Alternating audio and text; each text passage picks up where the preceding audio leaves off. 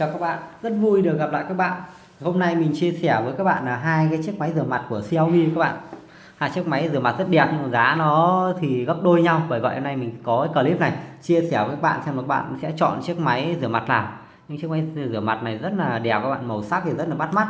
Thì các bạn có thể sử dụng rất là tuyệt, hoặc là mình sẽ làm món quà nhỏ trong cái dịp Giáng sinh và năm mới sắp tới.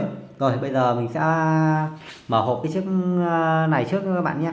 Đây là chiếc máy rửa mặt của Xiaomi Infinix, đó tên nó này, Infinix, mã số là Infinix 2000 các bạn. Đó, cái hộp này thì giá nó khoảng 16 đô trên Banggood thì nó trông nó đẹp hơn các bạn. Đây chỉ là hộp thôi các bạn. Hộp thì nó kèm theo một cái sợi cáp sạc. Đó, cái này thì nó tích hợp pin. Đây các bạn sẽ cắm vào cổng sạc điện thoại này trên máy tính để các bạn sạc. Đó, đây cái hộp thôi, hộp rất là đẹp các bạn. Nó đắt hơn thì nó đắt hơn là do ở cái hộp này. Đó, đây là cái sản phẩm Infinix 2000 nha các bạn. Đó, cổng sạc đây, cổng cái máy này thì chống nước IPX7 nha các bạn. Đó, nó sẽ có 3 lớp silicon ở trên này các bạn, 1 2 3.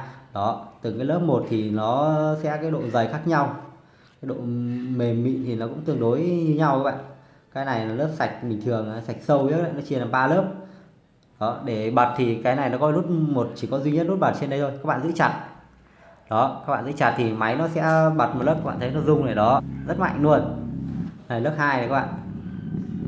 Đó, đây là lớp 2. Đây lớp 3 này, lớp mạnh nhất. Đó, các bạn thấy không? Lớp 3 đó, lớp mạnh nhất, nó rung như thế này. Còn lớp nhẹ nhất. Xong để tắt đi thì là các bạn sẽ giữ chặt một lúc nó sẽ tắt. Ok. Đó, bây giờ mình sẽ nói tiếp qua cái sản phẩm mới này các bạn. Cái sản phẩm này thì nó rẻ hơn, nó chỉ có giá đâu đó khoảng 8 đô gì đó, giá bằng một nửa cái này. Thì cái sản phẩm này nó cũng hộp nó cũng đơn giản hơn các bạn. Đây hộp đây, nhưng mà vẫn rất là đẹp các bạn. Mình sẽ mở cho các bạn coi. Đó, rồi các bạn thấy không, đây là cái sản phẩm Xiaomi hợp tác với lại Jordan đó các bạn, chứ không phải là do Xiaomi sản xuất nha các bạn. Đây là cái thông số của sản phẩm này các bạn. Đây, mình sẽ cho các bạn coi. Đó, đây là toàn tiếng Trung rồi các bạn. Một bên này có tiếng Anh này. Đó, một vài thông tin sản phẩm. Cái sản phẩm này thì nó tiện lợi hơn là nó sử dụng pin AAA, bởi vậy là các bạn rất dễ dàng thay thế và các bạn sẽ không lo bị chai pin. Còn cái sản phẩm này nó sử dụng pin tích hợp ở trong này, pin lipo, nên là các bạn sẽ dùng lâu nó sẽ bị chai pin, lúc đấy là cũng khá phiền phức các bạn. Đây là sản phẩm này, sử dụng pin AA này. Đó, các bạn thấy không? Thông số thì nó chỉ có vài thứ như vậy thôi. Màu sắc thì rất là nhiều màu sắc để lựa chọn. Đây là kích thước của hai sản phẩm khi để cạnh nhau các bạn. Các bạn thấy không? Một cái sản phẩm này thì nó chỉ có một mặt bên này thôi. Sản phẩm này có thêm mặt nữa này, các bạn thấy không? Đó, các bạn sẽ tiện lợi hơn rất là nhiều. Mình sẽ sử dụng được cả hai mặt luôn. Đó, nó đẹp hơn. Nếu mà mình thì mình sẽ thích cái sản phẩm này hơn các bạn. Cái này nó rộng hơn đó.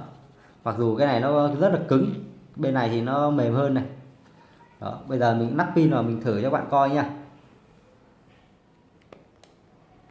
Đây, lắp sạc. Cái sản phẩm này thì nó chống nước chỉ là IPX6 các bạn, nó sẽ thấp hơn cái này. Cái này là IPX6, cái này IPX7, cao hơn. Rồi lắp pin thì các bạn sẽ cho cực dương ra ngoài này. Đó, thì mình sẽ cắm lại. Cái sản phẩm của Jordan giúp đi này thì nó chỉ có một nút bật trên này thôi. Bạn ấn nát là nó sẽ bật. Đó, ấn một lần nữa để tắt, nó không có 3 chế độ, nó chỉ có một chế độ duy nhất thôi. Bây giờ mình sẽ để gọn cho các bạn xem. Đó, các bạn thấy không, nó sẽ rung nhẹ hơn. Nó sẽ rung nhẹ hơn cái sản phẩm này. Đây mình bật số 1 cho bạn coi.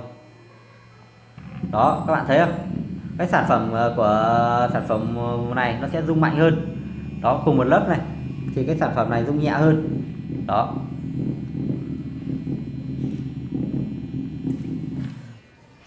Nếu mà các bạn muốn sản phẩm rung nhẹ thì chọn cái này. Đó.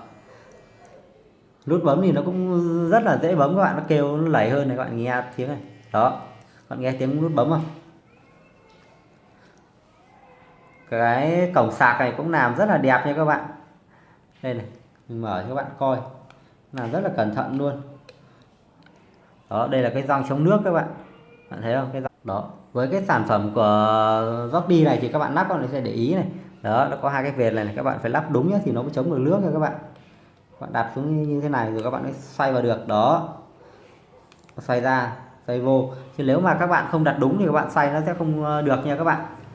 Giờ là tổng kết lại thì mức giá thì nó gấp đôi nhau các bạn, này đắt hơn, này rẻ hơn. Độ rung thì sản phẩm này nó rung mạnh hơn rất là nhiều như các bạn đã nhìn thấy.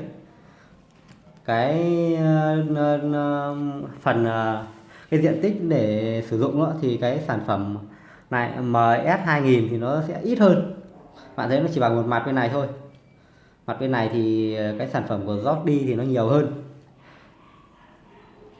Và cái độ mịn ấy, thì mình đánh giá là cái sản phẩm này nó mịn hơn, các bạn thấy không? Đó, cái silicone bên này nó mềm hơn.